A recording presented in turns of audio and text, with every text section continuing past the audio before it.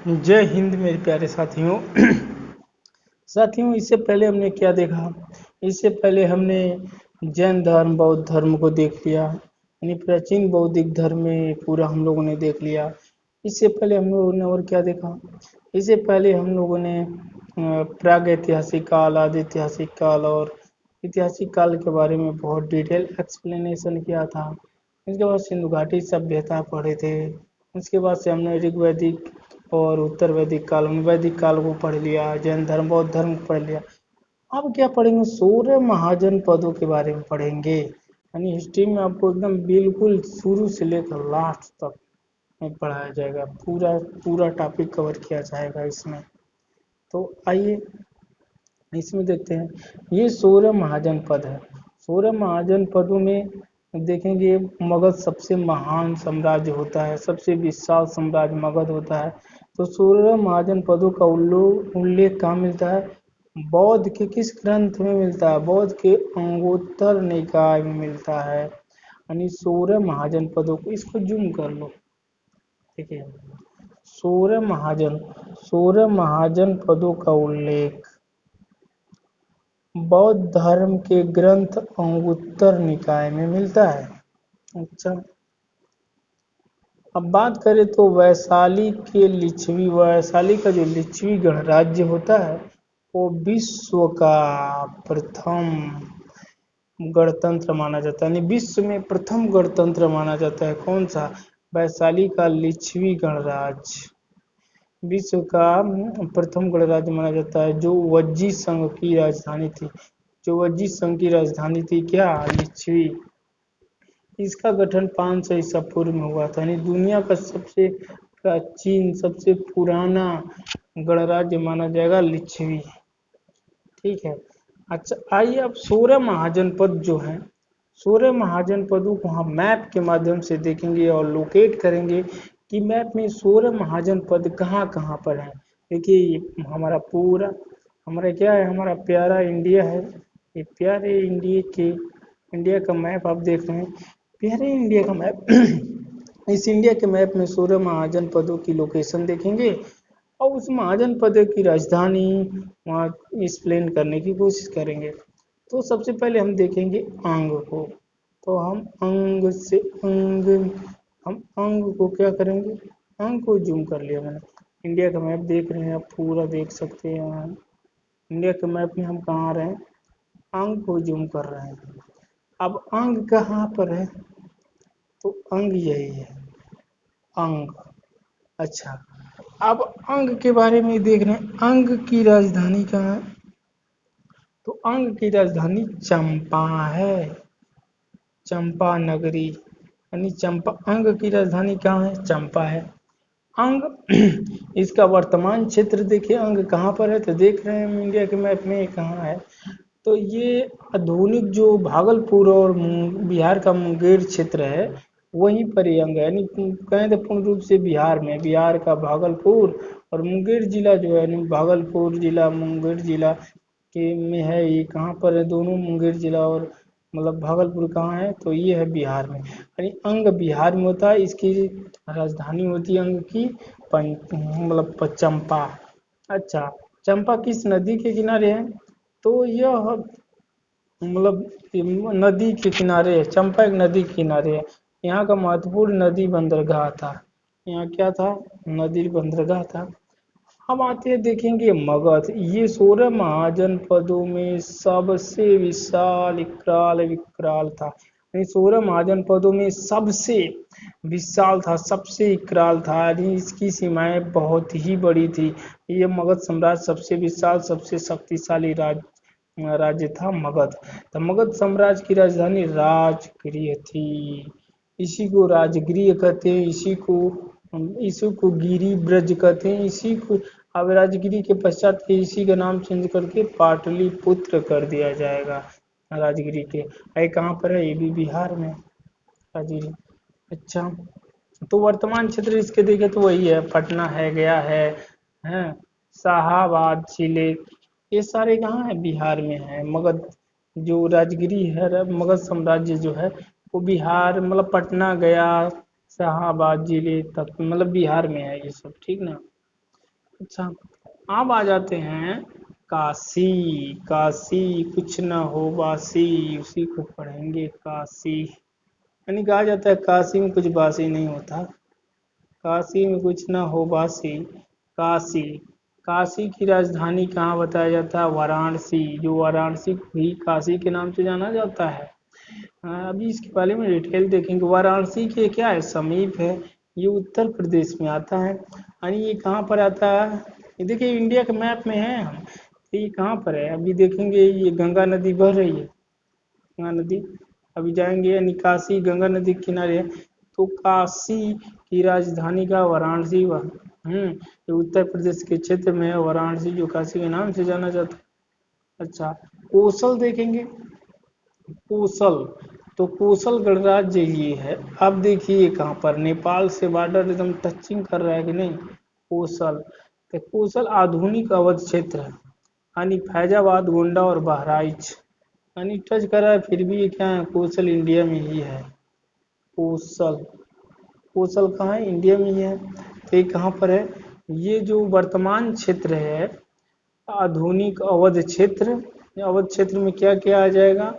अवध क्षेत्र में फैजाबाद, गोंडा, बहराइच जो उत्तर प्रदेश के अंतर्गत आते हैं, और ये सारे कौशल गणराज्य के अंतर्गत थे। यानी वर्तमान में कौशल की लोकेशन देखें तो ये वर्तमान में आधुनिक अवध क्षेत्र। अच्छा, आधुनिक अवध क्षेत्र कौशल था, आधुनिक अवध क्षेत्र कौशल था। तो वही आधुनिक अवध क्षेत्र कौन कौन है इस समय? फैजाबाद, गोंडा, बहराइच, और उत्तर प्रदेश में सब आते हैं, उत्तर प्रदेश के जिले हैं फैजाबाद, गोंडा और बहराइच, तो ये कौशल के अंतर्गत आते हैं। अच्छा, कौशल की राजधानी कहाँ थी? तो कौशल की राजधानी अयोध्या थी। अयोध्या यानी महाकाल में, अयोध्या महाकाल में श्रावस्ती सहेत महेत गांव, यानी बुद्ध जी का गांव, सहेत महेत गांव है। सहित महत गांव, यहीं पर अशुद्ध भोजन खाने से इनकी क्या हुई थी, मतलब यहीं पर ये मतलब इनका इस गांव से बहुत लिंकअप रहा बौद्ध धर्म में। बौद्ध धर्म से रिलेटेड ये गांव था सहित महत। यहाँ बौद्ध धर्म क्या किए थे, यहीं पर कहा जाता कि इन्होंने लास्ट उपदेश यहीं के लोगों को दिए थे, जहाँ पर विष्ट भोजन किए थे। तो सहित महत गांव हो गया कौशल में। अच्छा, हम आ जाएंगे वत्स। वत्स कहाँ पर है? अब मैप में देखिए वत्स कहाँ, वत्स देखिए नदियों देखिए, नदियों देखिए, नदियों के किनारे में है। ऐसे देखिए यमुना नदी आ रही है, ये वत्स है। अब वत्स का वर्तमान क्षेत्र हमने मैप में दिखाया नहीं, इंडिया का मैप है। देखिए इंडिया का मैप है ना, इंडिया का मैप देख सकते हैं। यहाँ पर वत्स कहाँ पर है? वत्स यहाँ पर है। वत्स यहाँ मैंने छोटा कर लिया मैप, वक्त से यहाँ पर है, ठीक ना। इसको मैं जूम कर ले रहा हूँ, मैप में लोकेट कर पाएंगे तो मैप समझ में नहीं आएगा ज़्यादा जूम करेंगे तो। वैसे देखने की कोशिश करिए, ये वत्स है, ठीक है, नहीं जूम करते हैं। देख लीजिए मैप, मैंने इसको जूम करना आपको दिखाने के लिए। वत्स है क्या, वत्स, वत्स की राजधानी, अच्छा वर्तमान क्षेत्र बता दो पहले, वत्स का वर्तमान क्षेत्र कहाँ कहाँ है? तो अब मैप में देख ही रहे हैं वर्तमान क्षेत्र कहाँ है। लेकिन देखिए वत्स जो है इलाहाबाद और मिर्ज़ापुर, जो उत्तर प्रदेश की इलाहाबाद और मिर्ज़ापुर है, वहीं में वत्स है। वत्स एक 16 महाजनपदों में एक महाजनपद होता है वत्स। अच्छा, वत्स की बात करें तो वत्स की राजधानी कहाँ है? तो कौशाम्बी है। कौशाम्बी कहाँ है? देखिए यमुना नदी देख ही रहे हैं आप, यमुना नदी, यही यमुना नदी आ रही है, यमुना नदी के किनारे है। तो कौशाम्बी यमुना नदी के तट पर बसा है, ठीक ना, यमुना नदी के तट पर बसा है। चेदी कहाँ है? चेदी की बात करें तो अब चेदी देखिए, चेदी कहाँ है? तो चेदी तो ऊपर है नहीं। चेदी, चेदी गणराज्य की बात करें तो इंडिया के मैप में चेदी यहाँ आता, देख रहे हैं ना, राजस्थान, मध्य प्रदेश, राजस्थान नहीं, गुजरात मध्य प्रदेश के इर्द गिर्द आ जाएगा ये। तो ये चेदी, चेदी का बुंदेलखंड उत्तर प्रदेश मध्य प्रदेश, यानी उत्तर प्रदेश और मध्य प्रदेश के अंतर्गत आएगा चेदी।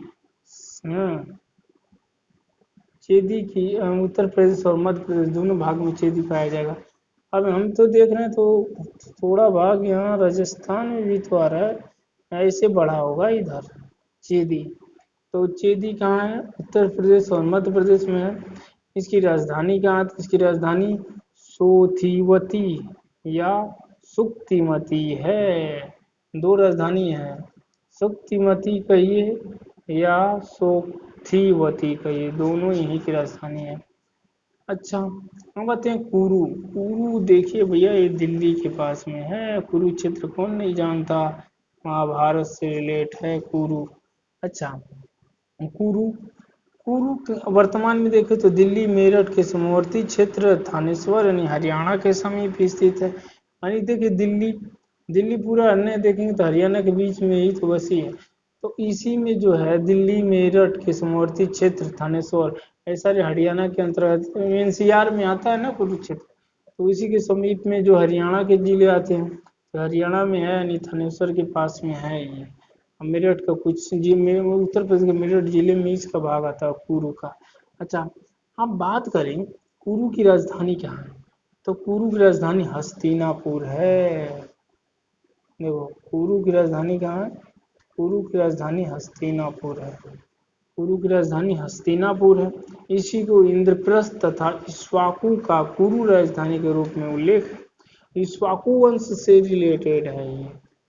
हाँ, इंद्रप्रस्थ भी यहीं से, मतलब हस्तिनापुर इंद्रप्रस्थ तथा इक्ष्वाकु का कुरु राजधानी के रूप में उल्लेख किया गया है।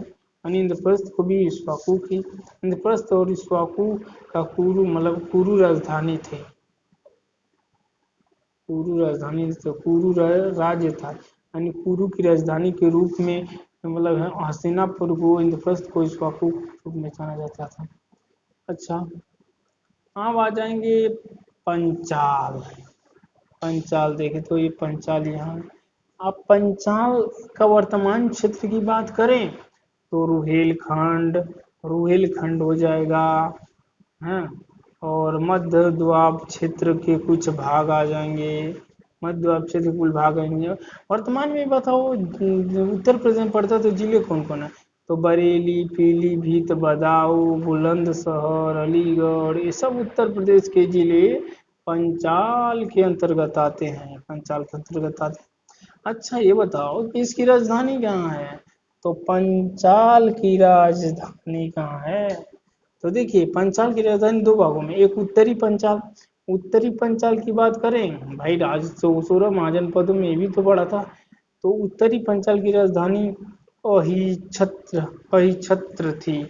अहिछत्र कहाँ पर थी, तो ये बरेली में थी। अर्थात दक्षिणी पंचाल की राजधानी की बात करें तो ये कौम्पिल्य थी, जो वर्तमान में कन्नौज का भाग है। उत्तर प्रदेश का जिला है कन्नौज, वहीं पर कौम्पिल्य है, वहीं इसकी राजधानी थी। अच्छा, अब मत्स्य की बात करें, मत्स्य, तो ये मत्स्य कहाँ है, वत्स की बात करी मैंने। हम मत्स्य की राजधानी कहाँ, मत्स्य, तो देखिए मत्स्य की राजधानी की बात करें कि मत्स्य है कहाँ,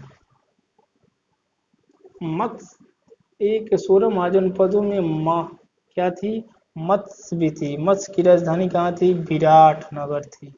मत्स्य की राजधानी कहाँ थी, मत्स्य की राजधानी विराटनगर थी। वर्तमान में देखिए तो ये मत्स्य के अंतर्गत कौन कौन से जिले आते हैं, ये देखिए भैया, ये मत्स्य है ना, तो ये देख रहे हैं मैप में, तो ये तो आ रहा है कहाँ पर। अच्छा, मैप ऐसे कर दे देखने में आसानी, ये देखिए मैप में तो राजस्थान में ही आ रहा है ना, तो राजस्थान के ही जिले होंगे मत्स्य।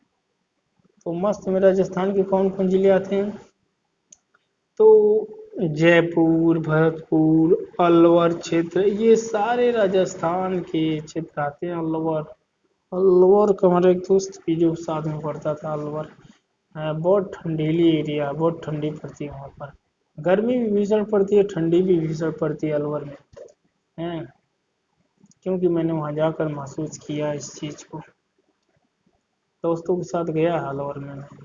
अच्छा, अलवर हो गया, अब अलवर हो गया।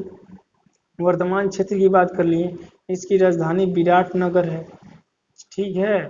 पांडव, यही विराटनगर, ये देखिए विराटनगर, विराटनगर पांडवों के छिपने का स्थान, अज्ञातवास से विराटनगर था। और अच्छा, विराट की महल तो प्रतापगढ़ के मतलब उत्तर प्रदेश के इलाहाबाद के निकट प्रतापगढ़ एक जिला, वहाँ विराट राजा विराट के महल में बताया जाता है। लेकिन अब यहाँ अज्ञातवास में यहाँ भी नहीं, पांडवों के छिपने का स्थान अज्ञातवास, यहाँ भी विराटनगर यानी राजस्थान के पास में है अज्ञातवास। अच्छा, अब आ जाते हैं सूरसेन। सूरसेन क्या था? एक महाजन पद था सूरसेन। तो सूरसेन की राजधानी कहाँ थी? मथुरा थी। सूरसेन की राजधानी कहाँ थी? मथुरा थी। अच्छा, वर्तमान में क्षेत्र देखें तो वही ब्रजमंडल का क्षेत्र जो मथुरा है वही पर, मतलब ये मथुरा कहाँ? उत्तर प्रदेश का एक जिला है। ठीक, तो यही पर क्या है? सूरसेन वंश की राजधानी सूरसेन महाजनपद की राजधानी मथुरा है। अच्छा, इसकी राजधानी की बात करें तो वो राजधानी मथुरा में है, मथुरा ही है। प्राचीन भारतीय व्यापार मार्ग भी है, उत्तर पथ तथा दक्षिण पथ के मध्य में स्थित है।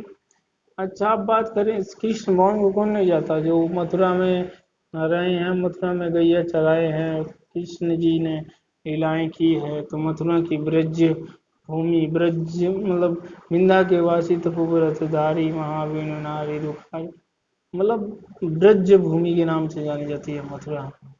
ठीक, तो ये हो गया हमारा क्या? सूरसेन वंश हो गया। सूरसेन की राजधानी आप पढ़ेंगे अस्मक। अस्मक बहुत ही इम्पोर्टेंट है। ये एक ऐसा राज्य है जो भारत मतलब साउथ इंडिया में पाया जाता है, मतलब सबसे दक्षिणतम 16 महाजनपदों में सबसे दक्षिण में स्थित कौन था? दक्षिण भारत तक ही मतलब इसी में फैला था। दक्षिण भारत में क्या था? अस्मक था। इसकी राजधानी प्रतिष्ठान थी। इसकी राजधानी प्रतिष्ठान थी, यानी ये नर्मदा और गोदावरी नदियों के मध्य स्थित था। अस्मक देखिए, ये नर्मदा नदी जा रही है आपकी और ये गोदावरी नदी जा रही है, इसी के बीच में स्थित था अस्मक। यानी कहा जा सकता है यानी गोदावरी नदी के इधर क्या, गोदावरी नदी के पास में है। तो ये दक्षिण भारत में भी फैला है, एक ऐसा ही महाजनपद था जो दक्षिण भारत में फैला था। अच्छा, अवंती की बात करें, अवंती, तो ये अवंती अब का ये रहा। अवंती की राजधानी उज्जैनी थी।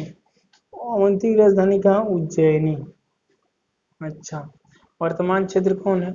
उज्जैनी जिले से लेकर नर्मदा नदी के तट पश्चिमी तथा मध्य मालवा, पश्चिमी तथा मध्य मालवा अवंती के अंतर्गत आता है।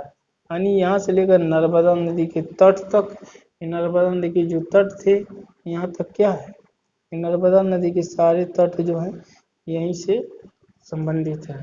मतलब अवंती, क्या अवंती राज्य यहाँ तक फैला था।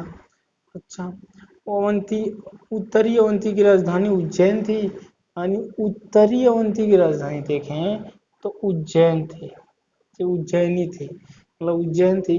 और दक्षिणी राजधानी की बात करें तो माहिष्मती, माहिष्मती थी। माहिष्मती, अब बाहुबली सुने होंगे तो माहिष्मती का नाम सुने होंगे आप, भाई माहिष्मती, बाहुबली मूवी देखो तो माहिष्मती का रोल आता है, माहिष्मती, माहिष्मती, तो ये अवंती के अंतर्गत आता है। अच्छा, हम बात करें गंधार की, तो गंधार देखेंगे तो ये अफगानिस्तान में, भारत में ही नहीं है, ये पाकिस्तान में चला जाएगा। ये देखिए गंधार, गंधार की राजधानी तक्षशिला, दुनिया का सबसे पुराना शिक्षा केंद्र विश्वविद्यालय तक्षशिला। वर्तमान स्थिति देखें तो काबुल, यानी अफगानिस्तान की राजधानी काबुल जान ही रहे हैं। काबुल व रावलपिंडी के मध्य का क्षेत्र पाकिस्तान का पश्चिमी तथा मतलब पाकिस्तान का जो है पश्चिमी भाग और अफगानिस्तान का पूर्वी भाग जो है गंधार के अंतर्गत आता था, गंधार के अंतर्गत आता था। तो ये गंधार राज्य पाकिस्तान कह सकते हैं, वर्तमान में पाकिस्तान और अफगानिस्तान में फैला था। पाकिस्तान का पश्चिमी भाग और अफगानिस्तान का पूर्वी भाग जो उसकी राजधानी होती है काबुल, वहाँ तक ये फैला था। अच्छा, गंधार की राजधानी तक्षशिला था, इसको पुष्कलावती भी कहा जाता था, तक्षशिला को पुष्कलावती भी कहा जाता था। अच्छा, अब बात करें कि काम्बोज की, तो ये काम्बोज कहाँ था? तो ये काम्बोज सबसे नॉर्थ में स्थित 16 महाजनपदों में सबसे उत्तर में स्थित कौन था? काम्बोज था। काम्बोज की राजधानी कहाँ थी? राजपुर। कंबोज की राजधानी कहाँ थी? राजपुर। सबसे पूछ ले, सबसे उत्तर में स्थित कौन था? तो कंबोज था। सबसे दक्षिण में स्थित कौन था? तो अस्मक था। 16 महाजनपदों में बात पूछ सकते, सबसे उत्तर में कौन था? कंबोज। सबसे दक्षिण में कौन था? अस्मक था। अच्छा, कंबोज ये वर्तमान क्षेत्र का, तो जैसे पूछ जम्मू कश्मीर का पूछ सेक्टर यानी पूछ क्षेत्र है, और राजौरी तथा हजरा किला पाकिस्तान यानी जम्मू कश्मीर पाकिस्तान दोनों में क्या फैला हुआ है? वर्तमान स्थिति देखिए इसका। इसकी राजधानी हाटक यानी राजपुर के नाम से जानी जाती है। वो जो राजपुर दिखा है राजपुर यानी हाटक, इसका वर्तमान नाम हाटक हो गया है। अच्छा, वज्जी की बात करें तो वज्जी देखिए दुनिया का सबसे पहला लोकतांत्रिक गणराज्य वज्जी को ही माना जाता है। तो वज्जी की राजधानी वैशाली होती है। वज्जी की राजधानी क्या होती है? वैशाली होती है। इसकी वर्तमान क्षेत्र देखें तो बिहार नेपाल यानी वज्जी की राजधानी देखें तो वर्तमान में बिहार नेपाल में विस्तृत 8 राज्यों, जैसे 8 मतलब ये बिहार और नेपाल में फैले 8 राज्यों में विस्तृत थी कौन? वज्जी। वर्तमान में 8 राज्यों में फैली, जैसे विधेय हो गया, वज्जी हो गया, लिच्छवी, ज्ञात्रिक, कुंडलग्राम नहीं दे कुंडग्राम, उग्रभोज, इक्ष्वाकु, कौरव का संघ, ये पूरा लिच्छवी के अंतर्गत आता था। लिच्छवी दुनिया का सबसे पहला गणराज्य था। अच्छा, लिच्छवी के बारे में देखिए, मैंने देखा जूम करके देख रहा लिच्छवी है। देखिए दुनिया का यानी वैशाली का लिच्छवी गणराज्य विश्व का प्रथम गणतंत्र माना जाता है, जो वज्जी संघ की राजधानी थी। इसका गठन 500 ईसा पूर्व में हुआ था। ठीक, अब आते हैं मल्ल। मल्ल को देखते हैं, मल्ल क्या था है? एक मल्ल एक गणराज्य था। तो मल्ल के बारे में अभी नहीं हमने बात करी है, तो मल्ल को पढ़ेंगे। मल्ल गणराज्य कहाँ पर है? मल्ल अवंती हो गया, अवंती को पढ़ लिया हम लोगों ने, सुरसेन को पढ़ लिया, अवंती को, पंचाल को, वज्जी को, मल्ल को पढ़ेंगे आप। ये मल्ल गणराज्य की राजधानी कहाँ है? कुर्सीनगर यानी पावापुरी, कुर्सीनगर ये मल्ल की राजधानी, जो वहाँ पर निर्माण हो गया था। कहाँ? गौतम बुद्ध का, यहीं पर कुर्सीनगर मल्ल। ये 16 महाजनपदों में ये मल्ल भी शामिल था। इसका देखें तो वर्तमान क्षेत्र देवरिया हो गया। मल का वर्तमान क्षेत्र देखें तो देवरिया हो गया, कुर्सीनगर, बस्ती, गोरखपुर और सिद्धार्थनगर में क्या ये फैला था। यहीं पर क्या गौतम मल्ल गणराज्य की, मल्ल गणराज्य में कुर्सीनगर में स्थित एक मतलब एक आदमी के अंदर, एक आदमी के घर जाते हैं, महात्मा बुद्ध भोजन करते हैं, दूषित भोजन खा करके उनका निधन हो जाता है कुर्सीनगर में। यहाँ पर उनकी समाधि भी बनी है, कुर्सीनगर में जाएंगे तो देखेंगे। ठीक, यहाँ पर है ये मल्ल गणराज्य जो था, मतलब गौतम बुद्ध ने अपनी शरीर किस 16 महाजनपदों में किस महाजनपद में त्यागी, ऐसा क्वेश्चन आ जाए तो मार देना मल्ल, क्योंकि कुर्सीनगर, देवरिया, गोरखपुर, बस्ती, गोंडा ये सब मल्ल गणराज्य के अंतर ही आता था। हम देखो यार गोंडा तो इधर है, लेकिन गोंडा गोरखपुर इधर है, लेकिन तभी भी ये पूरा एरिया फैला था किसके अंदर? मल्ल के अंतर्गत। अच्छा, बात करें राजधानियाँ तो इसकी 2 राजधानियाँ हैं। कुर्सीनगर जो उत्तर प्रदेश में है, वह पावापुरी जो नालंदा बिहार में थी। 2 राजधानियाँ थी। तो इस तरह हमने क्या देखा? 16 महाजनपदों के बारे में डिटेल से मैप के माध्यम से एनालिसिस करने की कोशिश करी है। तो अब आइए कुछ ऐसे फैक्ट जान लेते हैं। देखिए तक्षशिला सबसे पुराना विश्वविद्यालय तक्षशिला है। तक्षशिला के बारे में जान लीजिए, तक्षशिला है क्या? यह सिंधु नदी तथा झेलम नदियों के बीच अवस्थित है। इस नगर के संस्थापक राजा तक्ष थे, यानी तक्षशिला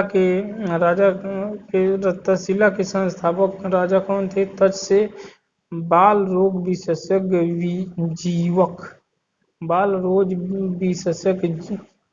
जीवक तक्षशिला विश्वविद्यालय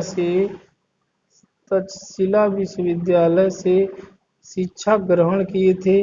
प्रसिद्ध आचार्यों में कौटिल्य, चरक और पंचतंत्र के लेखक विष्णु शर्मा थे। विष्णु शर्मा थे। यानी इस विद्यालय में क्या थे, सारे टीचर थे यहाँ पर हैं। अच्छा, अब देखेंगे, अब क्या रोचक फैक्ट के बारे में बात करें, इसको जूम आउट कर देते हैं। रोचक फैक्ट के बारे में बात करें तो हो गया। अब आते थोड़ा ये देख लेते हैं क्या, ये देखिए यहाँ को थोड़ा ऐसे जूम करते हैं। गणराज, गण शब्द, गण शब्द का प्रयोग एक ऐसे समूह के लिए किया जाता है जिसके कई सदस्य हो। गणराज्य शब्द का उदय गण शब्द से हुआ है। गण शब्द से हुआ है। गणतंत्र का अर्थ एक से अधिक लोगों का शासन, इसका प्रयोग शासन तथा इसका शासन होगा तो इसका प्रयोग भी होगा। इसका प्रयोग वर्तमान भारत की शासन व्यवस्था के लिए होता है। अच्छा, अब आते हैं ताम्रपाषाण का, ताम्रपाषाणी श्रीलंका। अच्छा, कुछ फैक्ट रोचक दिए हैं तो उन फैक्टों को देखने की कोशिश करेंगे। देखिए, विश्व का प्रथम विश्वविद्यालय, यानी विश्व पूरी दुनिया का प्रथम विश्वविद्यालय कौन था, नालंदा विश्वविद्यालय। यानी बताइए हम लोग पूर्वक दुनिया में प्रथम विश्वविद्यालय बनाया था भारत ने, तक्षशिला नालंदा ने। लेकिन अंग्रेजों ने गुलाम करके सब तहस नहस कर दिया। हमारे धार्मिक पुराणों को छत पहुंचाया, हमारी धार्मिक पुराणों को सब लूट ले गए। मतलब बहुत सारी ज्ञान को लेकर चले गए, यहाँ बहुत नष्ट किए होंगे, कौन जानता है। तो हमारा तक्षशिला विश्वविद्यालय दुनिया का सबसे पहला विश्वविद्यालय था। विश्व का सबसे प्राचीन तथा वैभवशाली महानगर पाटलिपुत्र था, जो 221 ईसा पूर्व था। 221 ईसा पूर्व के समकालीन था महानगर, वैभवशाली महानगर पाटलिपुत्र था। उदयन ने पाटलिपुत्र को बसाया था। अच्छा, आप जानते हैं चार शक्तिशाली महाजनपद, 16 महाजनपदों में 4 बहुत शक्तिशाली महाजनपद था, उनके बारे में पूछ देखा। ये 4 ऑप्शन कहेगा, मगध 16 महाजनपदों में सबसे शक्तिशाली महाजनपद कौन था, तो उसमें देखिए मगध आ जाए, कौशल आ जाए, वत्स आ जाए, अंत्य मार दीजिए। इन चारों में सबसे पूछ दे तो सबसे ज्यादा शक्तिशाली था मगध, उसके बाद से था कौशल, उसके बाद से था वत्स, उसके बाद था अवंती। अच्छा, अस्मक एकमात्र जनपद जो दक्षिण भारत में विंध्य के मतलब विंध्याचल क्षेत्र जो है के दक्षिण गोदावरी नदी के किनारे अवस्थित, इसको हमने देखने की कोशिश की। तो देखिए इस तरह हमने क्या किया, इस तरह हमने देखने की कोशिश करी है, 16 महाजनपदों को मैप के माध्यम से पूरा डिटेल एनालिसिस किया है। तो अब हम क्या पढ़ेंगे, अब आगे महाजनपद जो था देखेंगे तो इसमें मगध साम्राज्य सबसे प्रतापी मतलब सबसे विकराल रूप लेता है, सबसे महान, सबसे विशाल, सबसे शक्तिशाली होता है कौन, मगध साम्राज्य। तो आने वाली वीडियो में जो है हम इसको बताएंगे, मगध साम्राज्य को पूरा डिटेल से एनालिसिस करेंगे मगध के बारे में। बाकी 16 महाजनपदों को हमने लोकेट कर दिया मैप में कहाँ कहाँ है। देखिए यूट्यूब में पहली बार बताया जा रहा है कि 16 महाजनपद कहाँ कहाँ पर लोकेट है, ठीक है। तो सपोर्ट करते रहिए और आपका प्यार इसी तरह मिलता रहा तो मैं आगे बढ़ता रहूँगा पूरे जोश के साथ। जय हिंद। इस हौसले को बनाना आपका कर्तव्य है, आपकी जिम्मेदारी है।